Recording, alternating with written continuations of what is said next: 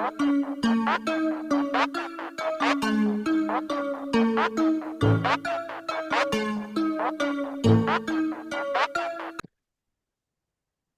दोस्तों। मैं आशा करता हूँ आप लोग अच्छे होंगे, स्वस्थ होंगे। मेरा नाम अंचल कुमार है। आज मेरे साथ गेस्ट हैं अनुराग मिश्रा जी, जो पेशे से चार्टर्ड आर्किटेक्ट रहे हैं और वो एडुकेशन कंसल्टेंट भी रहे हैं और बहुत सारे कंपनी के साथ और अलग अलग प्रोजेक्ट पे काम करा है उन्होंने, और देश विदेश का एक्सपोजर है। क्योंकि आज का हमारा टॉपिक है नॉर्थ कोरिया पे, कि नॉर्थ कोरिया में डेली लाइफ कैसी है, वहाँ पे जॉब कैसी होती है, आम इंसान जो जिंदगी जीते हैं वो कैसी चल रही है वहाँ पे, और रेजीम कैसा है, गवर्नमेंट कैसा है, सभी डिटेल से बात करेंगे। तो नमस्कार अनुराग जी। नमस्कार। हाँ, तो आप मुझे सबसे पहले ये बताएं, अक्सर लोग नॉर्थ कोरिया को लेके काफ़ी एक्साइटेड रहते हैं जानने को, क्योंकि काफ़ी कम चीज़ें वहाँ के बारे में पता चलता है दुनिया में। क्योंकि काफ़ी मैं सुनने को मिलता है वहाँ इंटरनेट नहीं है, या ऐसी वेस्टर्न वेबसाइट नहीं है जो कि जहाँ से लोग कम्युनिकेट कर सके। तो आप मुझे सबसे पहले ये बताएं कि नॉर्थ कोरिया में डेली लाइफ कैसी होती है, लाइक घर हुआ या जॉब कैसे लोग करते हैं, खान पान क्या है, जो डेली लाइफ कैसा है। तो अगर हम बात करें नॉर्थ कोरिया में जो डेली लाइफ है वो काफी अलग है बाकी देशों से। क्योंकि नॉर्थ कोरिया में ग्लोबलाइजेशन नहीं है, फॉरेन ट्रेड नहीं है, इन्वेस्टमेंट नहीं है। तो कम जो कंट्री है वो पूरी तरह से क्लोज्ड इकोनॉमी है। दूसरी बात, कई क्योंकि नॉर्थ कोरिया पूरी तरह से एक गुप्त देश है जो कि किसी भी फोरम में नहीं है, यूनाइटेड नेशंस में नहीं है, बाकी जगह नहीं है। तो एग्जैक्टली उसके बारे में बता पाना कि North Korea as a country कैसा कर रहा है वो बहुत मुश्किल है, बट कुछ चीजें हैं जिनसे हम पता कर पाते हैं। तो जनरली जो सैटेलाइट इमेजेस जो दिखाती हैं वो ऐसा दिखा रही है कि नॉर्थ कोरिया में इलेक्ट्रिसिटी का बहुत ज्यादा शॉर्टेज है। It's completely dark in the night. And अगर आप बात करें जॉब्स की, तो जॉब्स बेसिकली नॉर्थ कोरिया एक सोशलिस्ट पैराडाइज खुद को मानता है। तो jobs are given by the government itself. सब कुछ गवर्नमेंट कंट्रोल में है, सो प्राइवेट एंटिटीज का फंक्शन ऑलमोस्ट जीरो है। Of course there is a black market जिसमें एसेंशियल चीजें बिकती हैं। पर नॉर्थ कोरिया बहुत अलग है बाकी देशों से अगर आप कंपेयर करें तो। अच्छा।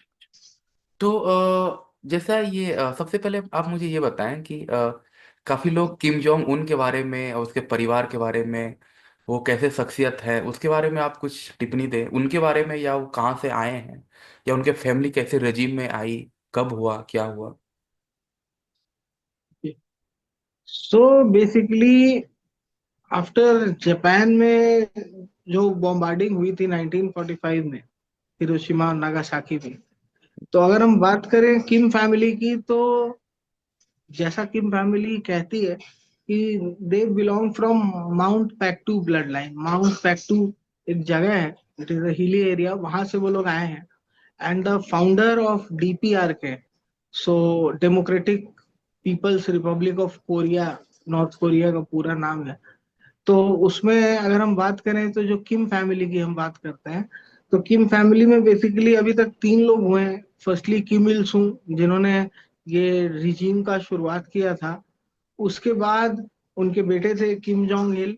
और अभी जो थर्ड इन लाइन डिक्टेटर हैं, किम जोंग उन। ये तीन लोग हैं। अराउंड 76 ईयर हो गया है किम फैमिली को राज करते हुए नॉर्थ कोरिया पे। तो ये चीज है। तो किम जोंग उनके परिवार के बारे में बताएं। जैसे सुनने को मिलता है कि उनकी बहन शायद वो अगले हो सकते हैं, या उनके कुछ दिनों पहले उनके मैंने तस्वीर देखा उनके बच्चे के साथ या बेटी के साथ शायद। तो वो उनके जी। हाँ, तो Kim Jong Un basically he is a family man. तो शादीशुदा है और उनका बेटा और बेटी है। और कुछ गवर्नमेंट प्रोग्राम्स में किम जोंग उन अपनी बच्ची के साथ शिरकत करते हुए नजर आए हैं। जी। रही बात उनकी बहन की, तो उनकी बहन मतलब she is very famous in elite group. और गवर्नमेंट की स्ट्रैटेजीज और बाकी चीजों में उनका एक योगदान रहा है, जो कि नॉर्थ कोरिया में लोग इस बात को जानते हैं। रही बात, अगर आप समझे कि in line to the throne अगर कोई है, तो आपको समझना पड़ेगा कि किम जोंग उन जो है 26 ईयर्स के एज में he became the ruler of north Korea. तो अभी Kim Jong Un is not very old, even आप कह सकते हैं कि ही इज इन ऑलमोस्ट, जो हम लोग जानते हैं, he is in early 40s। जी। तो इसके अभी तो एक लंबा रास्ता बचा हुआ है किम जोंग उन के लिए, तो अभी तत्काल कोई आता हुआ नहीं नजर आ रहा है। जी। तो जैसे वहाँ पे जो डेली लाइफ की अगर मैं वापस बात करने आता हूँ, तो वहाँ पे इंटरटेनमेंट की क्या सोर्स है? जैसे कि हमारे पास इंडिया की बात करूँ या बाकी दुनिया में, गाना भी है। आप दुनिया के हर तरीके का गाना सुन सकते हो, मूवी भी बनती है, इंटरटेनमेंट खेल होता है, सब कुछ है। तो वहाँ पे इंटरटेनमेंट की क्या सोर्स होती है? वहाँ के आम इंसान क्या करना पसंद करते हैं, या क्या अलाउ किया जाता है उन्हें? बिल्कुल। तो रिजीम बहुत हद तक कंट्रोल करता है कॉमन आदमी की डेली लाइफ को, हर एस्पेक्ट में। जी। तो यहाँ पे बेसिक कुछ चीजें जो हैं, बच्चे आउटडोर गेम्स खेल लेते हैं, क्योंकि कहीं ना कहीं नॉर्थ कोरिया में पोवर्टी बहुत ज्यादा है और इनकम के सोर्सेज बहुत लिमिटेड हैं। तो बच्चे आउटडोर गेम्स खेल लेते हैं। उसके अलावा रिजीम जो है कई तरह के propaganda video and music release करता रहता है। तो जिसमें आप देखेंगे कि रिदीम में जो पॉपुलर म्यूजिक्स हैं, मतलब नॉर्थ कोरिया में, वो बेसिकली हैं किम इल सुंग के बारे में, कि how he saved the country, और कैपिटलिज्म से कैसे बचा के रखते हैं किम इल सुंग एंड किम फैमिली। तो उस तरह के गाने, प्रोपोगेंडा वीडियोस, प्रोपोगेंडा मूवीज, यही एक बेसिक स्रोत है लोगों के एंटरटेनमेंट का। और कहीं ना कहीं किम फैमिली इसको यूज भी करती है उनके दिमाग में इस चीज को फीड करने के लिए। अच्छा। तो वहाँ पे जैसे आम जो बच्चे हैं, जैसे हम लोग भी युवा वर्ग के हैं, जो वहाँ के युवा वर्ग जो, जैसे आपने बताया कि इंटरटेनमेंट का ये तो सोर्स हो सकता है, जो गवर्नमेंट कंट्रोल्ड जो वीडियो दिखाई जाती है या मूवी दिखाई जाती है। अगर इसे हट के भी बात करूँ, तो जैसे डेटिंग कल्चर हुआ, या जैसे कॉलेज के बच्चे लोग हुए हैं, तो वो लोग आपस में क्या लड़के लड़कियां दोस्त होते हैं वहाँ पर? क्या डेटिंग कल्चर कॉमन है, या वहाँ पे भी गवर्नमेंट की रेस्ट्रिक्शंस हैं? देखिए, डेटिंग एक ऐसी चीज है जो नॉर्थ कोरिया में डीपीआर के में रिजीम प्रमोट नहीं करती है।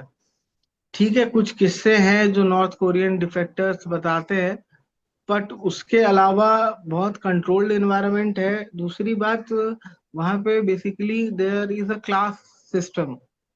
तो आपको अपने क्लास में ही मैरिज करना अलाउड है। तो ये चीज है। तो dating culture is almost negligent, मतलब नेग्लिजिबल है एकदम से। तो ये जो आप क्लास सिस्टम बता रहे हैं, ये क्या मैं इसे इंडिया के कास्ट सिस्टम से समझ सकता हूँ, या ये अलग है? या ये गवर्नमेंट के द्वारा क्लास बनाया हुआ है, ये क्या है? नहीं, इसमें जो सिस्टम है, basically there is a book called songbun. Songbun में अगर हम बात करें तो ब्रॉडर एस्पेक्ट में तीन क्लासेस में कोरिया डिवाइडेड है। One is the elite class, दूसरा है वेवरिंग क्लास, और तीसरा जो है वो हॉस्टाइल क्लास है। अगर परसेंटेज की बात करें तो 20 to 25% लोग इलीट में आते हैं। उसके बाद 20% से 30% वेवरिंग में आते हैं। और जो 50% लोग हैं वो हॉस्टाइल क्लास में आते हैं। सो हॉस्टाइल क्लास पीपल, वो जो कैपिटल है प्योंगयांग, उसमें वो अलाउड भी नहीं है। तो वो आउटस्कर्ट्स ऑफ द कंट्री में रहते हैं। तो ये एक अलग टाइप का सिस्टम है जिसमें ये तीन आपको स्ट्रैटिफिकेशन दिख रहे हैं।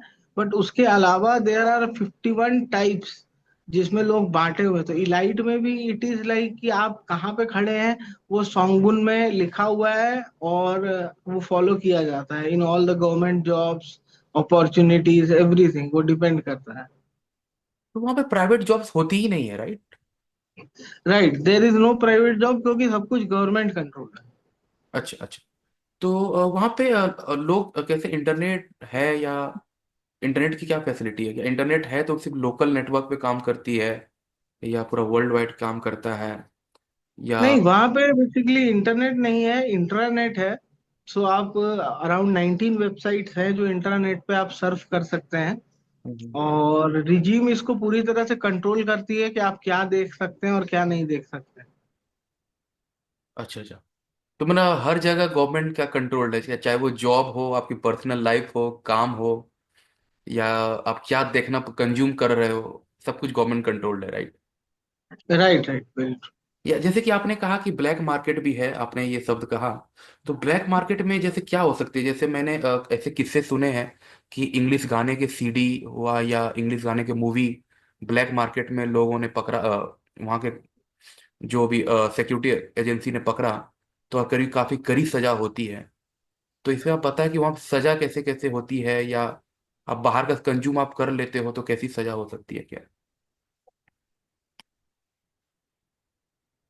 देखिए, जो नॉर्थ कोरिया में खासकर वेस्टर्न इन्फ्लुएंस की चीजों को देखना, प्रैक्टिस करना, फॉलो करना, इट इज अ क्राइम।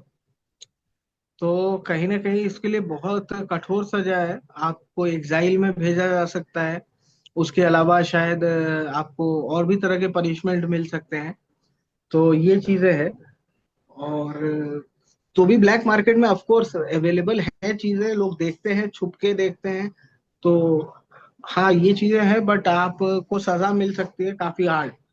तो ये चीजें हैं, तो लोग बहुत डर के करते हैं। और black market basically North Korea में अगर आप समझे तो, आप बात करें, एक जो सर्जन है, जो डॉक्टर है, सर्जन, उसको ऑलमोस्ट $150 पर मंथ का पे मिलता है। तो आप तो खुद, यू आर इन कनाडा, आप यूरोप में देखते होंगे कि कितनी महंगाई है। तो $150, इनफैक्ट इन इंडिया या एशिया में भी $150 में पूरे परिवार को पालना बहुत मुश्किल काम है। क्योंकि गवर्नमेंट ने फिक्स कर रखा है रेट, तो आप उससे ज्यादा आपको नहीं मिलेगा। तो जनरली ब्लैक मार्केट जो नॉर्थ कोरिया में है, इट इज वुमेन डोमिनेटेड। तो महिलाएं ही उसमें काम करती हैं। और ब्लैक मार्केट में आपको हर चीज मिल जाएगी, from like general grocery, food grains to CDs, pen drive, सब कुछ मिलता है। और लोग कंज्यूम करते हैं। अच्छा, और ये एक सवाल ये आती है, जैसे अक्सर भारत के लोग जानना चाहते हैं कि जैसे जब अगर मैं एंशियंट इंडिया की बात करूँ तो काफ़ी हिंदुइज्म का विस्तार रहा, चाहे वो जापान हो, कोरिया भी हिंदुइज्म का काफ़ी रहा।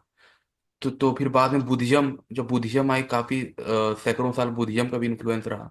इवन अगर आप साउथ कोरिया में जाएं तो साउथ कोरिया में बुद्धिज्म भी है, फिर बाद में क्रिश्चियनिटी भी आई। तो नॉर्थ कोरिया के लोग जो अगर मैं बात करूँ तो वहाँ के परंपरा, वहाँ का धर्म क्या है? लोग मतलब गॉड को मानते हैं या नहीं, या चाइना की तरह नास्तिक हैं? अगर मानते हैं तो कौन सा रिलीजन मानते हैं, उसका क्या बिलीफ है? देखिए, आप अगर बात करें डीपीआरके की, तो DPRK is a atheist state on books. So 74% लोग जो है वो तो किसी रिलीजन को नहीं मानते।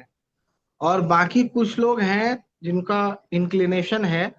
बट वहां पे पूजा करना प्लस रिलीजियस लिटरेचर का सर्कुलेशन करना इज बैंड। तो अगर इफ यू टॉक की सबसे बड़ा रिलीजन कौन सा है, तो चिंडोइज्म एक रिलीजन है, जो करीब 11% लोग फॉलो करते हैं। बट उसके अलावा जो है, ज्यादातर लोग दे आर अथीस्ट। अच्छा अच्छा।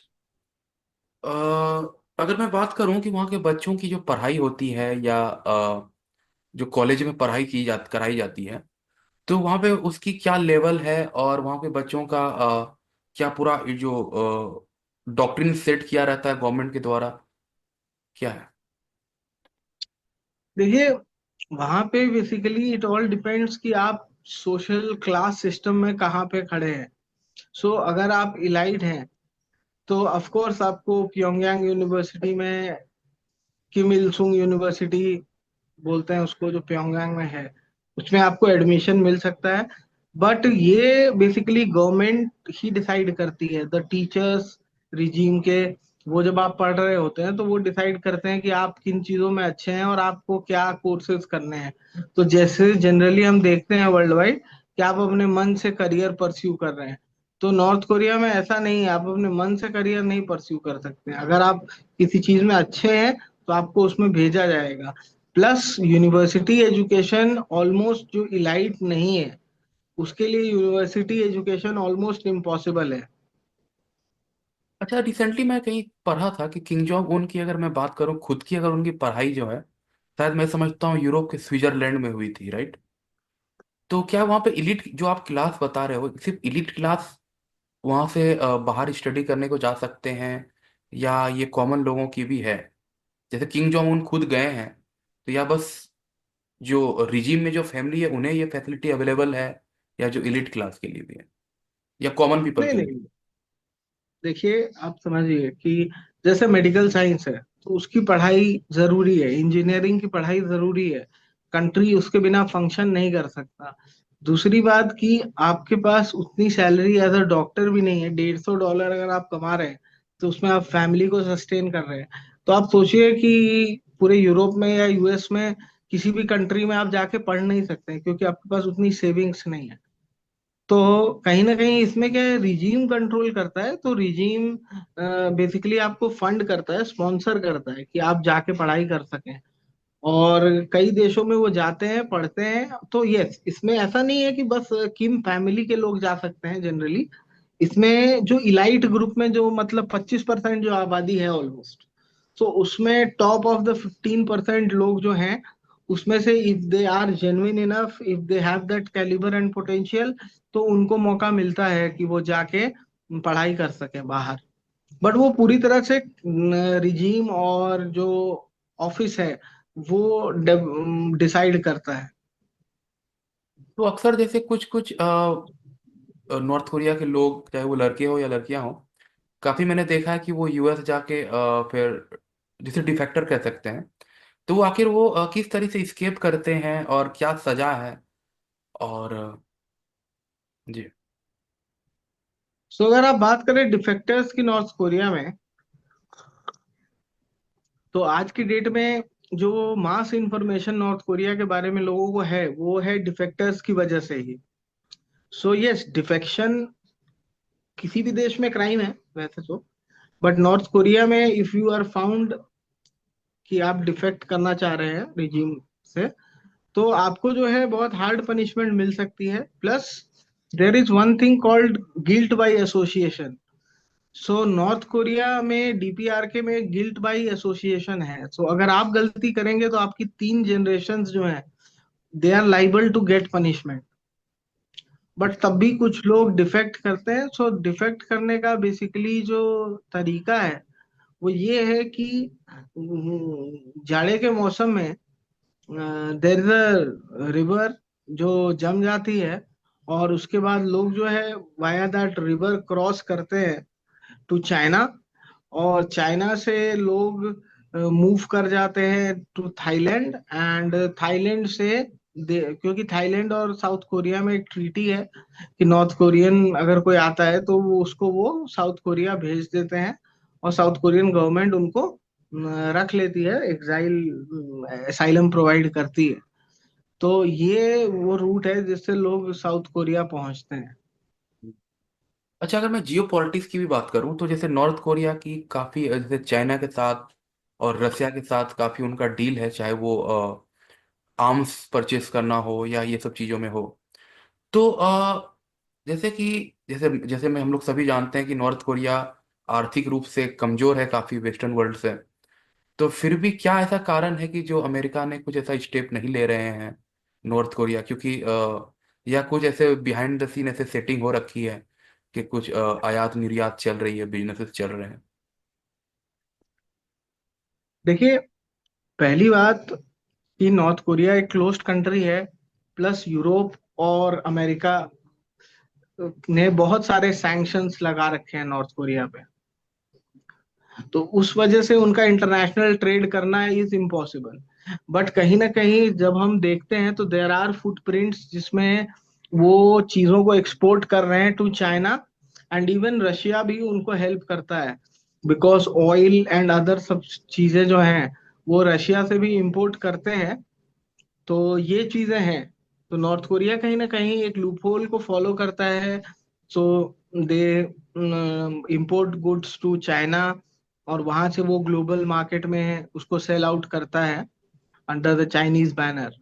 तो ये चीजें हैं। क्योंकि चाइना कहीं ना कहीं एक सोशलिस्ट कंट्री होने की वजह से कहीं ना कहीं डीपीआरके को सपोर्ट करता है। और अगर एशिया की बात करें जियो पॉलिटिकल लेवल पे, तो north Korea is a atomic country, तो उनके पास न्यूक्लियर वेपन है। सो पावर बैलेंस के लिए चाइना हमेशा सपोर्ट करता है नॉर्थ कोरिया को। तो ये चीज है। जी। तो जैसे कि आपका काफी अनुभव रहा है, आप चूंकि एक पॉलिटिकल कंसल्टेंट भी रहे हैं, आप ताकि सोसाइटी को भी अपने अपने अच्छे तरीके से ऑब्जर्व करा है। तो अब इस हैसियत से आप ऐसे क्लोज्ड कंट्री को आप इथिकली आप कैसे किस नज़र से देखते हैं? क्या ये इथिकली सही है या गलत है? क्या क्या लोगों को आज की दुनिया में, क्योंकि ये दुनिया ग्लोबल वर्ल्ड है, तभी सभी लोग एक दूसरे से जुड़े हैं, दूसरे दो देश से जुड़े हुए हैं, तो इस तरीके से आप इथिकली कहाँ देखते हैं? देखिए इथिकली अगर हम बात करें तो सबसे पहले अगर हम देखते हैं तो ऑलमोस्ट 76 ईयर्स पहले किम इल सुंग आए। फिर उसके बाद अराउंड 94 में, व्हेन 1994 व्हेन किम इल सुंग ऑलमोस्ट आफ्टर 4 डेकेड्स जब चले गए, तो Kim Jong to, sorry Kim Jong to नहीं, किम जोंग इल आए। तो किम जोंग इल के बाद अब थर्ड डिक्टेटर है किम जोंग उन। तो इथिकली अगर बात करें तो डिक्टेटरशिप एक ऐसी चीज है कि जिसको आज के डेमोक्रेटिक वर्ल्ड में किसी तरह से सही तो नहीं माना जा सकता है। पर कहीं ना कहीं नॉर्थ कोरिया में ये बहुत सालों से चल रहा है। और जो प्रोपेगेंडा जिस तरह से नॉर्थ कोरिया में फैलाया गया है कि Kim family is like a god, और you have to worship Kims, उनके स्टैचूज पे एक फूल कल्ट की तरह ये चढ़ाना, फॉलो की जा रही है। ये एक कल्ट की तरह है। एंड अगर आप बात करें बहुत टेक्निकली तो कहीं ना कहीं जो इलाइट वर्ग के लोग हैं, दे वांट कि किम फैमिली रूल करते रहे, कि उनको जो प्रिविलेजेस हैं वो मिलते रहे। अच्छा, जो इनइक्वालिटी है, जैसे दो क्लास का आपने जिक्र करा, इलिट क्लास है और जो नॉर्मल लोग हैं, जो कॉमन पीपल हैं, तो इन सब बीच में इनइक्वालिटी भी दिखती है, राइट? जैसे सुपेरिटी कॉम्प्लेक्स हो या इन्फेरिटी कॉम्प्लेक्स भी दिखती है। आम अगर मैं आम इंसान लाइफ स्टाइल में बात करूं। देखिए इलाइट के बाद वेवरिंग क्लास है, और वेवरिंग के बाद हॉस्टाइल क्लास है। सो यस, अगर इलाइट्स की बात करें so they have access to cars, they have access to homes. Because वहां पे सोशलिस्ट कंट्री है, तो आप घर खरीद नहीं सकते हैं। आपको रिजीम जो है घर प्रोवाइड करता है रहने के लिए। सो यस, ये आप कह सकते हैं कि रिजीम में अगर आप इलाइट में हैं तो you are having access to good food, good housing, car and good job. तो ये चीजें हैं। बट और wavering classes they are mostly like, वो बहुत ऊपर भी नहीं है बट बहुत नीचे भी नहीं है। So they live in other town like places, और वहां पे वो रहते हैं। बट हॉस्टाइल क्लासेस के लिए जो प्रिजन्स हैं या कैंप्स लगे हुए हैं, और प्लस उनसे जो फोर्स्ड लेबर कराया जाता है, प्लस फूड का बहुत शॉर्टेज है नॉर्थ कोरिया में। और ऑलमोस्ट हर चीज मैनुअली होती है, पूरा जो फार्मिंग है वो मैनुअल लेबर से होता है। तो उनके लिए कहीं ना कहीं जीवन बहुत कठिन है। जी। अच्छा, तो इसी बीच में जैसे मैं आपसे ये पूछूं कि जैसे कि इनइक्वालिटी भी है, गरीबी भी है, जो रोटी कपड़ा मकान जिसे कहते हैं, उसे भी लोगों को काफी मरम्मत उससे मिल रही है, काफी मेहनत करके मिल रही है। तो आप क्या जैसे अंडरग्राउंड रेजिस्टेंस ऐसी कुछ चल रही है क्या वहाँ पे? क्योंकि अंदर से कोई बगावत हो या ऐसा कुछ गुरिल्ला वारफेयर हो। तो कहीं ना कहीं आपको जो मैंने चीजें बताई कि पहली बात कि आपका सोशल स्टेटस जो है वो किसी भी तरीके से, इनफैक्ट एक छोटी सी गलती से भी, if you just get into a brawl in a bar, या और भी बहुत छोटी छोटी चीजों से आपका जो सोशल स्टेटस है उस पर इम्पैक्ट आ सकता है। और वो गिल्ट बाय एसोसिएशन से वो इम्पैक्ट आपके पूरे परिवार पे आएगा, आपके रिलेटिव्स पे आएगा, 3 जनरेशन तक आएगा। तो वहां पे इवन ये सोचना भी किसी तरह का बगावत करना इज नॉट प्रैक्टिकल, क्योंकि वो एक क्लोज्ड कंट्री है जहाँ पे लोगों को बहुत कम नॉलेज है। तो कहीं ना कहीं वहां पे बगावत जैसी चीजें तो अभी तक देखने को नहीं आई हैं।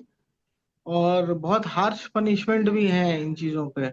तो गोरिल्ला वॉरफेयर या बगावत किसी भी तरीके का, लाइक किसी भी तरीके से आप रिजीम को वहाँ क्रिटिसाइज नहीं कर सकते हैं।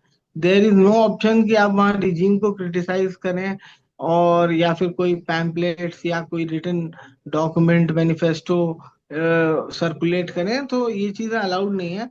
तो ये north Korea is far behind कि आप ये सोचे कि वहां पे किसी तरह का क्लैश आएगा या रिजीम के खिलाफ लोग बोलेंगे, अभी तक तो ऐसा नहीं हो रहा है। और बाहरी दुनिया का कुछ ऐसा रिलीजियस इन्फ्लुएंस भी नहीं है, राइट? जैसे क्रिश्चियनिटी हो या इस्लाम आया हो, या ऐसा कुछ रिलीजन का भी इन्फ्लुएंस नहीं है वहां पे? नहीं नहीं, देखिए क्लोज कंट्री होने की वजह से there is no trade, no people coming in. North Korea में अगर आप घूमने भी जाते हैं तो वो एक बहुत अलग तरीके से होता है। आपको एक ट्रैवल एजेंसी के थ्रू बुक करना पड़ता है। There is one fix hotel, और फिक्स आइटिनरीज होते हैं। फिक्स आइटिनरी में आपका फिक्स रहता है कि आप कहाँ कहाँ जाएंगे, कहाँ कहाँ घूमेंगे। तो वो सब चीजें बहुत फिक्स रहती हैं और कंट्रोल्ड रहती हैं। और आप प्योंगयांग के बाहर नहीं जाते हैं, मतलब कि कोई भी ट्रैवल ऑर्गेनाइजेशन जो है आपको प्योंगयांग में ही ले जाती है, और आप उस सिटी में ही घूमते हैं। तो ये चीजें हैं, तो कहीं ना कहीं बाहर से इन्फ्लुएंस ऑलमोस्ट नेग्लिजिबल है लोगों के अंदर।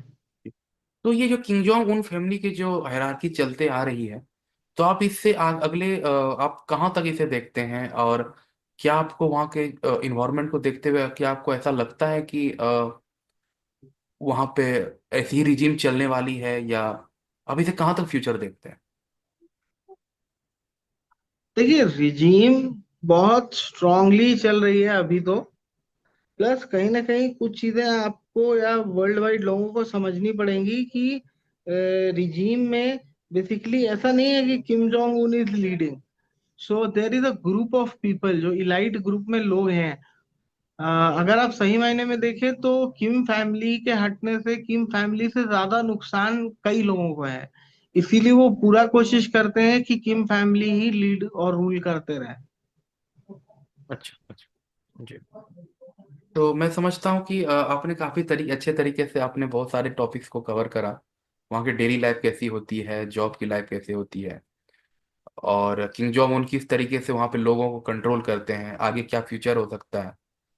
सो आई होप कि बहुत सारे लोगों का क्वेश्चंस आज यहाँ पे क्वेरी सॉल्व हुआ होगा इस वीडियो के माध्यम से। और धन्यवाद अनुराग मिश्रा जी, आप यहाँ पे समय दिए इस वीडियो के माध्यम से। और मेरे जितने भी व्यूअर्स हैं जो इस वीडियो को देख रहे हैं, अगर आपको ये वीडियो अच्छा लगा होगा तो इस वीडियो को लाइक करें, चैनल को अपने परिवारजनों के साथ, अपने मित्रों के साथ शेयर करें, ज़्यादा से ज़्यादा कर सकें, और चैनल को सब्सक्राइब करें and press the bell icon. Thank you so much. तो